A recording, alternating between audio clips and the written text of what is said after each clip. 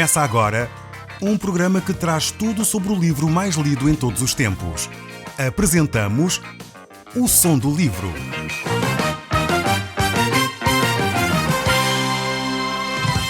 Seja muito bem-vindo. Neste podcast vai encontrar o livro mais conhecido e lido em todo o mundo. Vamos levá-lo numa viagem pela história da humanidade. Este é um audiolivro para si, para a sua família e sociedade em geral. Contextualização e comentários de Paulo Chaveiro. E nós hoje estaremos a olhar para o livro de Efésios, capítulo 3, a partir do verso 14. Mas é bom lembrarmos que este verso 14 está ligado diretamente ao verso 1 deste mesmo capítulo 3. O apóstolo Paulo é como se tivesse feito um parêntese entre o verso 1 e o verso 14. Ele liga estas duas ideias e começa por descrever e vai falando acerca do mistério que é a Igreja de Jesus Cristo. Esta é uma forma de escrever do apóstolo Paulo. Quem conhece bem os escritos de Paulo sabe que ele faz isto com muita frequência. Ele vai descrevendo então as suas ideias e depois retoma a ideia inicial. E é o que acontece aqui, fazendo isso entre o verso 1 e o verso 14. É por isso que no verso 14 ele retoma a mesma ideia, dizendo: por esta causa me ponho de joelhos diante do Pai. Ou seja, a causa ela descreve no verso 2 a 13. A causa é o facto de haver um mistério que encerrava o conceito da Igreja. Este mesmo conceito é então descrito de uma forma fantástica nesses versos que nós já vimos no último programa.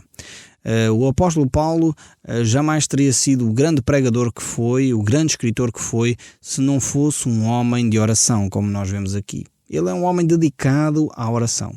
Era um homem com um impacto na sociedade tremendo, mas era um homem que tinha tempo para orar. Por isso o verso 14 diz: por esta causa me ponho de joelhos diante do Pai. Ele estava a orar a Deus, intercedendo por aqueles a quem ele ministrava, a quem ele falava, a quem ele tocava com a sua vida. Ele orava constantemente. Se nós olharmos para a vida dos grandes homens de Deus, vamos ver esta marca distinta. Eles não eram homens que falavam muito sobre a oração. Eles eram homens que viviam a oração. Se olharmos para Moisés, era um homem dedicado à oração. Se olharmos para Elias, era um homem dedicado à oração. Se olharmos para Daniel, era um homem dedicado à oração. Se olharmos para o Mestre dos Mestres, o Senhor dos Senhores, aquele que nós poderíamos dizer que dispensava ter oração diária, que era a pessoa de Jesus Cristo, a Bíblia nos mostra que ele passava tempo em oração. Então, se Deus, feito carne, Jesus Cristo, precisava de orar, eu quero dizer, meu caro, com muita humildade e simplicidade, que você e eu precisamos de orar muito mais ainda. Precisamos dedicar tempo e tempo à oração. Precisamos de perceber o coração do Pai. Precisamos de entender a mente de Cristo e dessa forma então expressar e verbalizar através de uma oração a Deus. Então talvez seja aí que nós precisamos de crescer. Eu não sei quanto tempo você gasta em oração por dia. Talvez você diga: mas Paulo, eu não faço essas médias, eu não faço essas contas. Mas eu quero lhe sugerir que você comece a tomar atenção a isso. Vale a pena você gastar tempo em oração. É um tempo de grande riqueza espiritual. Você pode abrir o seu coração a Deus, pode desabafar com Deus, pode dizer a Deus o que vai na sua alma, pode perguntar a Deus o que é que Ele tem para a sua vida, pode perguntar a Deus o que é que Ele quer fazer do seu dia-a-dia. Você pode conversar com Deus como conversa com o seu cônjuge, com os seus filhos, e a oração não é mais que isto. Algumas pessoas às vezes chegam perto de mim e pedem-me: mas Paulo, eu gostaria que me escrevesse uma oração.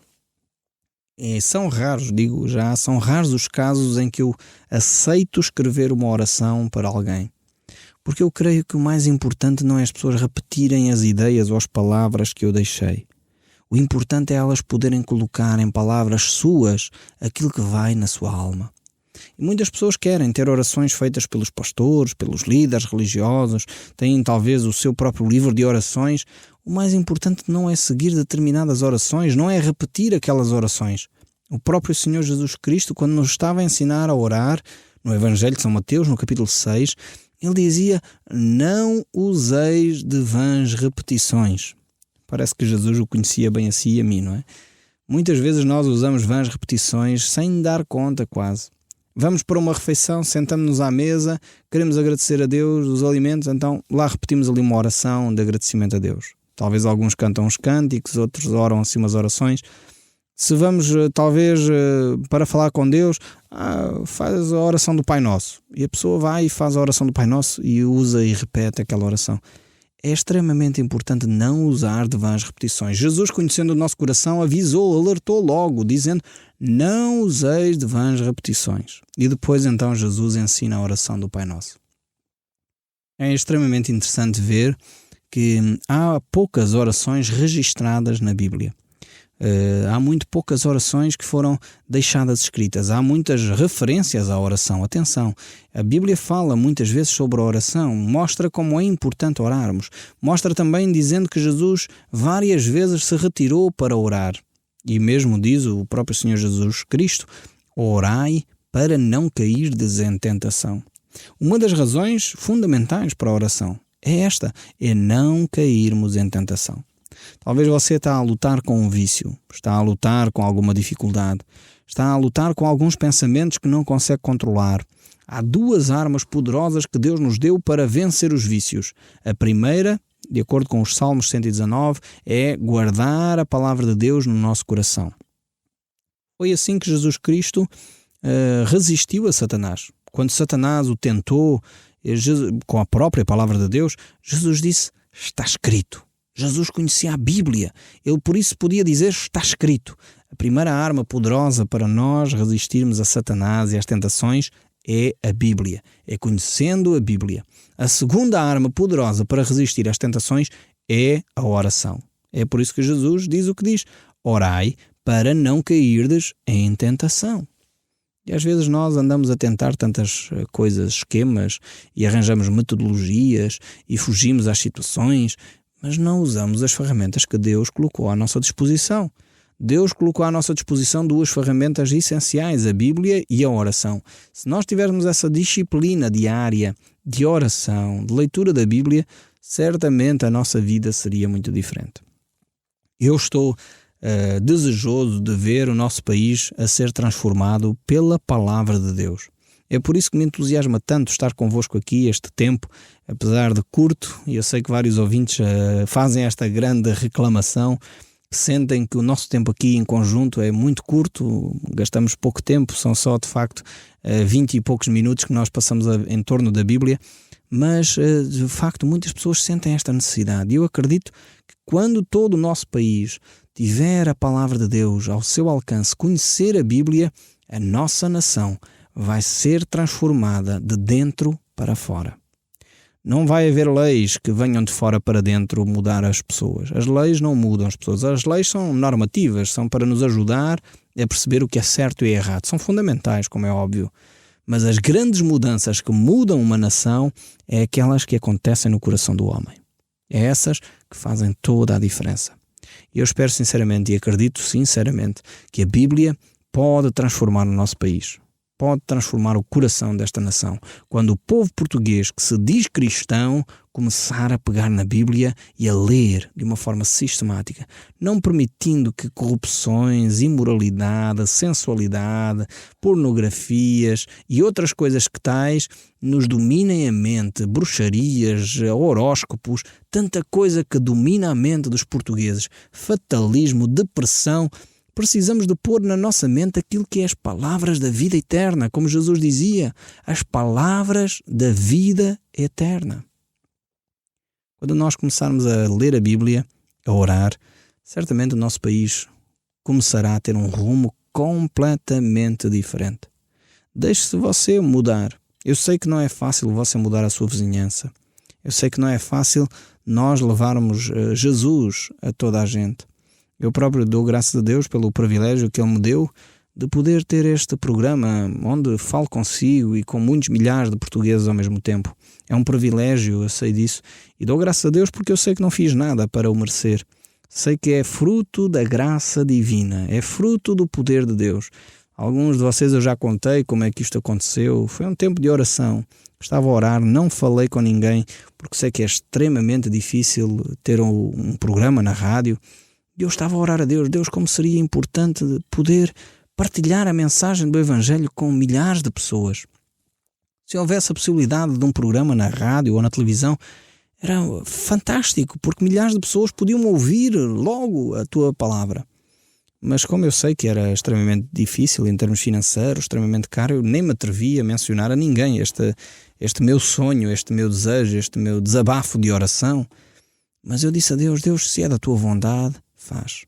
Passado um ano depois de eu ter orado sobre este assunto, continuei a orar sobre este assunto. Passado um ano, recebi uma carta, vejam bem vocês, do Mónaco, alguém que eu nunca tinha visto na vida, que me desafia a fazer um programa de rádio. E então Deus colocou no meu caminho este privilégio de poder hoje partilhar convosco esta mensagem do Evangelho de uma forma milagrosa. E é aqui que nós podemos ver a soberania de Deus. Deus fala ao meu coração aqui em Portugal, toca ao coração de um irmão nosso no Mónaco, que está a mobilizar irmãos nossos nos Estados Unidos e Canadá, para nós aqui em Portugal termos o privilégio de ouvir a mensagem do Evangelho na rádio. Isto é a ação de Deus, soberania de Deus sobre todas as coisas. Por isso você esteja tranquilo nas mãos de Deus. Os assuntos de oração que você levanta a Deus, Deus vai agir. Mesmo que Ele tenha que levantar gente em França, na Suíça, na Alemanha, no Mónaco, nos Estados Unidos, Deus vai agir. Independentemente da geografia, dos seus contactos ou daquilo que você pensa que é a sua área de influência. Mesmo quando você não influencia nada, Deus continua a influenciar. Descanse em Deus, pois Deus fará o resto. Mas voltando aqui ao nosso texto, eu sei que haveria muito mais para dizer, mas vamos voltar aqui ao nosso texto para não nos perdermos do conteúdo essencial deste texto bíblico. O verso 15 e 16 do capítulo 3 do livro de Efésios diz: de quem toma o nome toda a família, tanto no céu como sobre a terra, para que, segundo a riqueza da sua glória, vos conceda que sejais fortalecidos com poder, mediante o seu Espírito, no homem interior. Aqui então encontramos o Espírito Santo no interior do homem, no coração do cristão. Por isso somos fortalecidos com poder. E o texto prossegue no verso 17: e assim habite Cristo nos vossos corações, pela fé, estando nós arraigados e alicerçados em amor. Já vimos que o Espírito Santo está no coração do crente. Agora diz que Cristo habite nos nossos corações. Já temos aqui mostrado que o coração do verdadeiro cristão é o santuário do Espírito Santo. É o templo onde Deus habita. Deus não habita mais em templos feitos por mãos humanas. Deus habita no coração daqueles que entregam a sua vida, aqueles que reconhecem o seu pecado e confessam esse pecado, aceitando pela fé o amor de Deus e a reconciliação de Deus. Deus mora nesses corações. E vemos aqui Cristo e o Espírito Santo morando no coração de cada um de nós. A minha pergunta direta, tirada deste texto para si é: Cristo já mora na sua vida? Cristo já mora no seu coração? Você tem o Espírito Santo a habitar no seu ser? Se a resposta a esta pergunta é sim, eu quero dar glória a Deus por isso. Mas se a resposta a esta pergunta é não, ou tenho dúvidas, eu quero dizer, você está neste momento em risco. Eu desafio você a tomar esta decisão hoje mesmo. Só depende de si. Deus quer. Só depende de si. Deus quer habitar no seu coração. Deus quer transformar a sua vida. Deus quer tocar o seu ser. Compete-lhe assim dizer: Senhor, eu te convido para fazeres parte do meu ser. Confesso o meu pecado. Confesso que andei talvez baralhado. Procurei onde não devia. Mexi em coisas que não podia. Tu repreendes as minhas ações. Tive atitudes que são contrárias à tua vontade. Eu peço perdão por isso. Mas vem habitar no meu ser. Se você fizer esta oração, a palavra de Deus diz que a sua vida é transformada, como do dia para a noite. E você é retirado das trevas para a luz que é em Cristo Jesus. Confie nas promessas de Deus e verá como Ele vai mudar o seu coração. Dedique-se à palavra, à oração e visite uma comunidade perto da sua casa. Uma comunidade onde a Bíblia é ensinada com propriedade, com coerência, com totalidade. Não se deixe iludir pelos falsos mestres. É necessário que você passe algum tempo a ouvir a Bíblia, talvez como algumas pessoas já têm feito. Há uma nossa amiga que nos tem escrito e ela traçou o percurso. Depois de ouvir a mensagem na rádio, ela foi ter com o líder religioso da sua comunidade, perguntou se ele poderia fazer um estudo bíblico com ela. Essa pessoa fez e ela disse: mas não é a mesma coisa que eu ouço na rádio. e voltou para a rádio. Entretanto, a sua vizinha, que frequentava uma outra comunidade religiosa, que tinha também estudos bíblicos, disse: eu faço um estudo bíblico consigo. E essa pessoa foi e ouviu e disse: não é a mesma coisa que eu aprendo na rádio. E depois procurou então uma comunidade cristã, onde a Bíblia é ensinada com coerência. E ela disse: é isto que eu ouço na rádio. A Bíblia ensinada com coerência. Então ela ficou nessa comunidade. Passado um tempo, aceitou ser batizada, aceitou então poder dar esse compromisso de obediência através do batismo e aí testemunhar da sua fé em Cristo Jesus. Isso alegrou muito o meu coração por ver o percurso desta nossa amiga, desta nossa irmã, na zona de Silves, ali a testemunhar e a crescer na fé. Vale a pena fazer este percurso. Vale a pena ter ouvidos atentos e manter-se fiel na palavra de Deus. Essa é que faz a diferença. Mas eu quero voltar aqui ao nosso texto, verso 18. Continuamos capítulo 3, verso 18. A fim de poderes compreender com todos os santos qual é a largura, o comprimento e a altura e a profundidade, e conhecer o amor de Cristo que excede todo o entendimento, para que estejais tomados de toda a plenitude de Deus. Aqui o apóstolo Paulo coloca de uma forma magnífica esta relação com Deus, a fim de podermos compreender com todos os santos, com todos os cristãos, quem Deus é. Quem Deus é na sua dimensão mais extensa que alguma vez possamos imaginar. Na sua altura, no seu comprimento, na sua largura, na sua profundidade. Conhecer este amor imenso de Deus em Cristo Jesus. Você talvez frequente uma comunidade onde não está a sentir o amor de Deus. Eu quero dizer que você precisa voltar aos rudimentos da fé. Precisa voltar àquilo que é básico da fé. Para experimentarmos o amor de Deus, precisamos voltar à oração, à leitura da Bíblia, à simplicidade do partilhar do pão, à simplicidade do partilhar o nosso coração, conviver num grupo, numa comunidade pequena, partilhar a nossa fé, o orar com outros, o auxiliar as necessidades, o ser sincero, o ser transparente. Quando as pessoas me vêm dizer que vão a comunidades cristãs, católicas, evangélicas, protestantes ou outras comunidades cristãs, e vão e dizem, muitas vezes não sinto amor nesta ou naquela comunidade. Eu dou graças a Deus porque não é em todas, não é? A maior parte delas há amor, há fraternidade, há compreensão. Mas em algumas destas que eu disse, por vezes há falhas, há comunidades que não transmitem esta verdade, este amor, e sentem-se vazios. E dizem, eu preciso de encontrar uma comunidade assim, uma comunidade onde há amor, há sinceridade, há transparência. Você precisa ser, em primeiro lugar, também transparente. Precisa ser, em primeiro lugar, sincero. Se você não o é, logo essa comunidade não vai ser. Então comece por si mesmo. Comece a trabalhar o seu próprio coração. E deixe Deus fazer o resto. Deus faz maravilhas. Conheça a altura, a profundidade, a largura, o comprimento do amor de Cristo. Conheça isso e verá como a sua vida vai ser diferente. O verso 20 deste texto bíblico ainda nos diz: ora, aquele que é poderoso para fazer infinitamente mais do que tudo quanto pedimos ou pensamos, conforme o seu poder que opera em nós, a ele seja a glória na Igreja em Jesus Cristo, por todas as gerações, para todo o sempre. É necessário frisar bem aqui este aspecto. É Deus que é poderoso. É Deus que é poderoso para quê? Para fazer infinitamente mais do que tudo aquilo que você pode pensar ou pedir. Às vezes nós pensamos que se Deus não ouvir a minha oração, então as coisas não andam. Eu tenho que confessar que a oração para mim é um mistério. Eu não compreendo todas as implicações da oração. Eu faço a oração porque a Bíblia me manda. Apesar de eu nem sempre compreender porque é que Deus me manda orar, porque é que Deus me faz com que eu tenha que fazer determinados pedidos para a sua mão agir e abençoar famílias e pessoas, mas eu o faço, percebendo que não tem a ver comigo, tem a ver com Deus. É Deus quem age. Mesmo quando eu não peço o que é correto, não consigo entender a ação de Deus.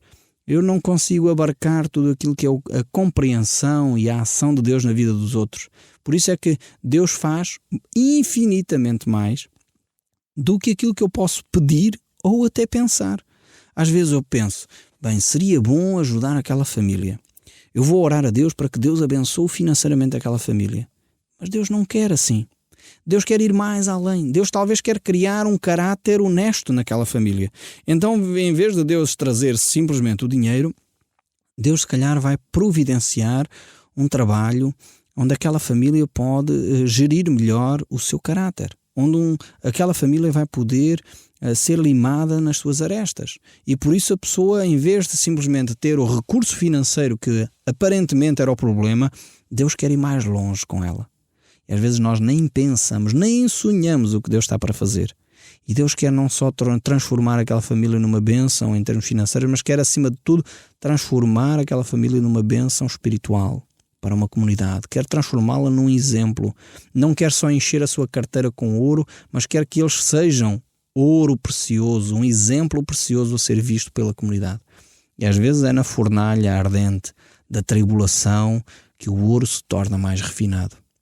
Então eu tenho que confessar a minha finitude, a minha limitação em compreender os pensamentos de Deus. Por isso às vezes eu peço, mas Deus faz infinitamente mais.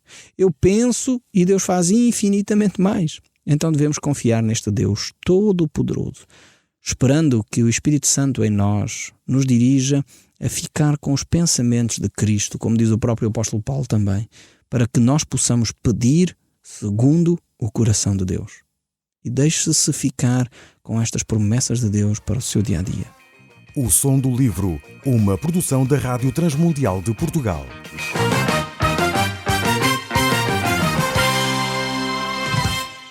RTM. Conhece todos os nossos programas em rtmportugal.org. Uma produção da Rádio Transmundial de Portugal.